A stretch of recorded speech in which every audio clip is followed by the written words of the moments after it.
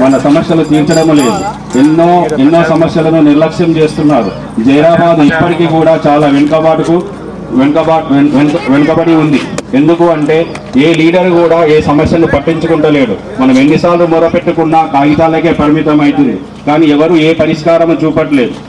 ఎందుకు అంటే వాళ్ళు ఒక పార్టీకి చెందిన వాళ్ళు ఎలా పనిచేస్తారు, వాళ్ళకు ఆ పార్టీకి సంబంధించిన ఎన్నో మీటింగులు ఉంటాయి. ఇక్కడో ఇంకో నియోజకవర్గంలో ఎలక్షన్ ఉంటే ఇక్కడ మన బాగోగులు వదిలేసి ఆ నియోజకవర్గంలో ఆ పార్టీకి సంబంధించిన ఇంకొక అభ్యర్థిని గెలిపించడానికి 3 నెలల్లో 2 నెలల్లో కష్టపడి పనిచేయాలి. సో ఆ విధంగా వాళ్ళకు టైము ఉండదు. ఒక పార్టీకి సంబంధించిన వాళ్ళు సగం కంటే ఎక్కువ టైము వివిధ అభ్యర్థులను గెలిపించడానికి కేటాయిస్తారు. మళ్ళీ అది కాకుండా ఆ పార్టీ యొక్క అధిపతిని పొగుడుతూనే ఉండాలి. వాళ్ళు జీవితకాలం 10 అయిపోయినంత వరకు ఒక పార్టీ ఏ పార్టీ నుంచి అయితే గెలుస్తారో ఆ పార్టీ యొక్క బాసులను పొగుడుతూనే ఉండాలి. దానికే వాళ్ళ టైం సరిపోతుంది. మనం అందుకనే నేను స్వతంత్ర అభ్యర్థిగా మీ ముందుకు వస్తున్నాను. స్వతంత్ర అభ్యర్థిగా ఉంటేనే మీ అందరి పార్టీలకు అతీతంగా, కులాలకు మతాలకు అతీతంగా మీ సమస్యలు తెలుసుకొని పరిష్కరిస్తాను.